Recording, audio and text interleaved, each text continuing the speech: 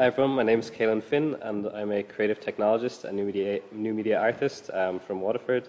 And in this presentation I'm going to explore the re-emerging practice of digital gardening and how it can shape our behaviour towards consuming and sharing information online in the age of platform.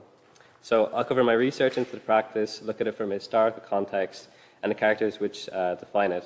Then I'll look at how it's influenced my practice as a media artist and ultimately my approach towards web technologies. I'll also touch on some tools that I'm currently working with and projects that I'm working on. So a bit of background, in 2021 I graduated with my MA from the University of Limerick in art technology, and over the course of the year I developed a bunch of works which I want to be able to showcase online through a personal website. But at this point my process and how I document and archive my work was poor to say the least. I just had no system in place to effectively do so. And so again, this led to poor documentation and frustration on my end when it came to this process. And so when I wanted to return to some research or work I've done in the past, most time was spent on retracing my steps and figuring out how I got to this conclusion in the first place.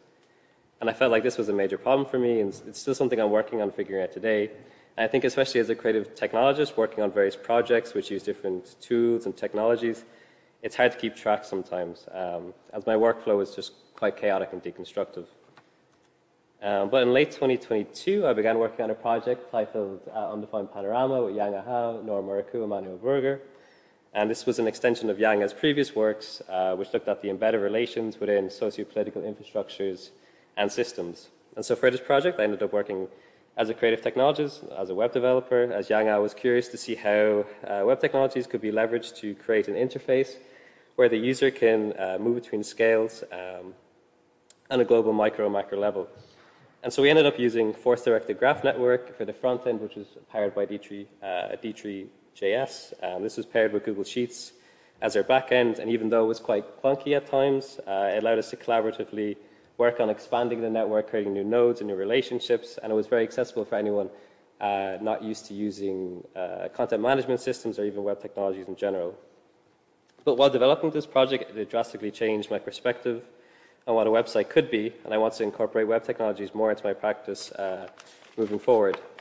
And I suppose the main characteristic about this website that really stood out to me was in its structure. It was non-linear, where users had to seek their own streams and narratives in their exploration of various nodes and systems, or nodes and relationships attached to them, where they had to derive their own meaning and unique experience from this. And so after finishing this project, I wanted to revisit my own personal website and emulate the same type of behavior or experience with a structure in place which I could develop over time.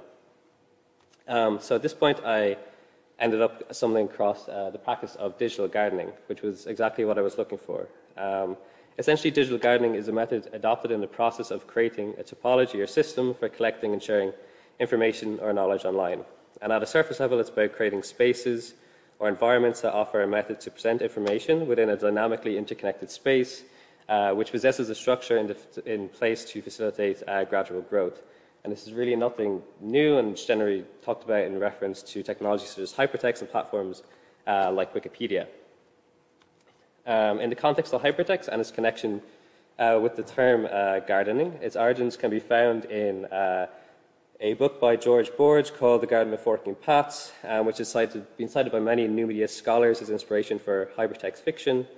And in 1987, Stuart Maltrops created a hypertextual version of the novel titled Victoria Garden, and this is one of the earliest examples of hypertext novels, which was followed closely by After in a Story by Michael Joyce in 1990, and Shelley Jackson's Patchwork Girl in 1995.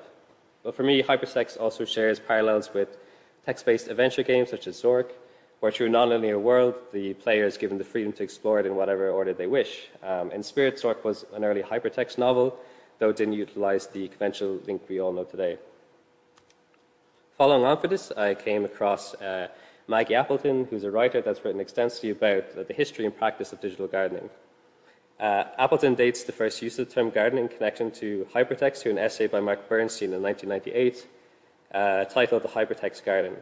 And so this is more of a manifesto on the user experience and content organization rather than Bernstein's own personal knowledge system. So he talks about the garden as a web as topology in space, where it facilitates a structure where it cannot collapse into a single set of relations, and this is what he means when he talks about the web as space and topology. And so every walk through this garden creates new paths, new meanings, and when we add things to the garden, we add them in a way that allows for many futures or unpredictable relationships to emerge, while also embracing digital eccentricity and exploratory experiences in the process. And so early web adopters were fascinated with this idea as the web of space, a chaotic ticket tended to by what we know now as wiki agents such as gardeners and gnomes. But more recently, in 2015, Michael Caulfield delivered a keynote titled The Garden and the Stream, Techno-Pastoral, which was later turned into a piece of electronic literature.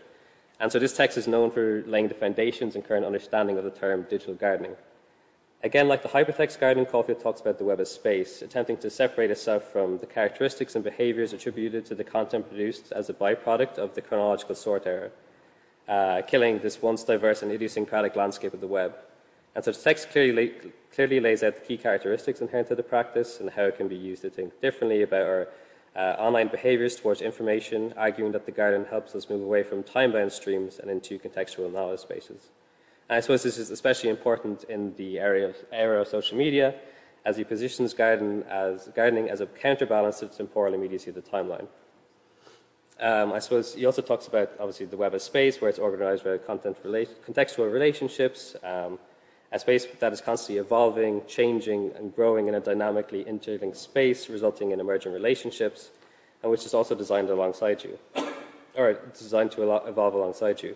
And by design, gardens are imperfect, where nothing is ever fully complete, sitting in the middle between chaos and cultivation, and it's an approach that really contrasts the usual mindset towards publishing content online. And it's about a practice of sharing ideas which are not fully formed, and to be willing to make mistakes and learn from them in public.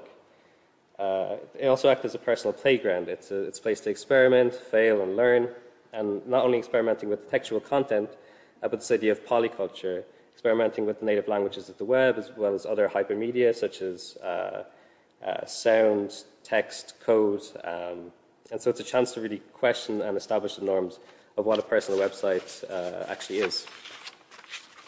And for me, I think the most important aspect or characteristic of digital gardening is it's about claiming a small patch of the web for yourself, which you fully own and control. And it shouldn't live in the cloud or inside walled gardens, as none of these sites are made for you to really gradually develop and build a knowledge space over time. And so it helps you plan for the long term. As well as it being open source, where others can learn from your implementation and design and build on top of that, sharing technical knowledge along the way. And so this text inspired me to end up creating my own quite rushed digital garden that weekend using Hugo, which is a framework for building static websites using HTML, templates, and Markdown. And so it's a great tool for anyone who has limited experience working with code, as you're generally just working or interacting with the HTML templates as well as the Markdown. And so I ended up creating my own system where each article would be defined by a certain state, where each emoji represents how complete the article was, with tags defining topics, keywords they relate to, which you then could search by. In the end, like most systems I've tried in the past, I just felt I was quite limited in what I could do with this framework, so I shelved it for a while until I found something more suitable. At the same time, I came across Low Tech Magazine. And so they're a magazine or an online website, probably best known for their website, which is powered by a 50-watt solar panel.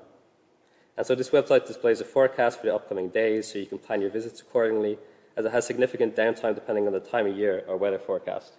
But more broadly, their articles underscore the potential of past and often forgotten about technologies and how they can inform more sustainable practices, repurposing older but more robust technologies to function in a world where they've almost become obsolete. So this really got me interested in, how did they actually build their website, which runs on solar. And so I ended up picking up their book, How to Build a Low-Tech Internet, and the text not only goes into the tools and the creation of the sites, but went into the sustainable approach when it came to all aspects. So decoupling from the cloud, image compression algorithms, and the benefits of static site generation over dynamic.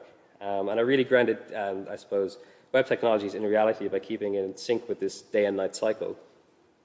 And so reading this book really shifted my outlook on how these technologies function entirely, and I really drilled in the idea that the network is physical, and so I became interested in the web as infrastructure and how I could begin to finally own my own digital garden, and how I could decouple myself from these walled gardens I've been a part of for so long. So late last year, I ended up building my own home server as a response to this. It sits in my home in Waterford, primarily used for hosting my remote storage system, as well as some personal websites and media servers such as my own GitHub repository. I suppose going down the rabbit hole of self-hosted servers can be quite overwhelming, especially when picking the optimal components for your build or energy efficiency. But in reality, you don't need to invest that much to begin with. You know, use what you can, an old laptop or computer, reuse and repurpose as much as you can. Again, I think this was a great exercise to understand the basics behind networking, how I can truly cultivate a patch of my own on the internet, a place where I'm free to experiment without consequences, besides fending off the occasional bot trying to break down my poorly constructed walls. After this, I visited my website to create my own digital garden, where I can document and showcase my finished works, as well as space to archive early research and experiments.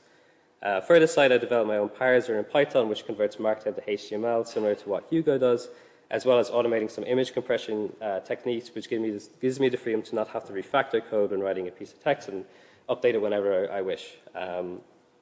And I really want my own website to be an experimental playground where the user can explore the content and their relationships independently. But I also use the site to apply for applications and open calls, so I'm constantly trying to strike a balance between it being too chaotic or too linear. And it's still a work in progress, but the structure for a digital garden is there, so I hope to develop that slowly over time. Lastly, I'm a member of Concept Null, which is a collective of artists working on building a community for new media art in Ireland. And so we host the occasional meetups as well as run a bi-weekly newsletter. And so over the past few months, we've been talking about redeveloping our website to be more than just a landing page, but a place where we can show what we've done over the past year since we started this effort. Initially, I really wanted to incorporate the practice of digital gardening in some capacity in the creation of this website, but I really wasn't sure how we could do this collaboratively. But after some time, I thought it might be an interesting idea to turn the Concept Null website into a wiki itself. So for our new website, we are currently using MediaWiki, which is a free open source wiki software which is used to power thousands of Wikipedia pages. And so that acts as the backend for our website. And so this idea was inspired by implementation done by the Netherlands organization Hackers and Designers, which is around 7 years ago, where they use Semantic Wiki, which is an add-on for MediaWiki, where you're able to organize and fetch content using an API. So it's essentially an open source content management system. I suppose we decided to do this as it could transform our website into a co-publishing platform and use it as a tool to map out what is happening in Ireland in the field of new media or digital art and really connect the community. Currently, the server is running on a Raspberry Pi stuffed under my couch, but after some initial tests, it works great, and we hope to open up the platform slowly over the course of this year. In conclusion, digital gardening offers a powerful framework for rethinking a relationship with digital technologies. It allows us to reclaim control and foster creativity and build more meaningful and sustainable digital spaces, which can lead to more vibrant and diverse digital ecosystem outside of just walled gardens. And I suppose in the early days of the internet, which I narrowly missed, the web was a decentralized space where individuals had the freedom to create, share, and connect without constraints of centralized platforms. And I suppose over time, it's shifted to towards a more corporate-controlled environment with authoritative platforms. But by adopting practice like digital gardening, we can reclaim some of that original autonomy we once had. I suppose this involves not only creating and curating your own content, but also understanding and managing the underlying infrastructure. It's about taking back control from the walled gardens of major tech companies and fostering a more open, diverse, and user-driven web. And for me, I think the Concept Null Wiki really brings together a lot of these core aspects of what makes digital gardening great, and we hope this can flourish over the course of the year. But I hope this presentation has inspired you maybe to explore digital gardening in your own practice and to think differently about how we consume and share information online. So thank you for your attention. I look forward to any questions you may have.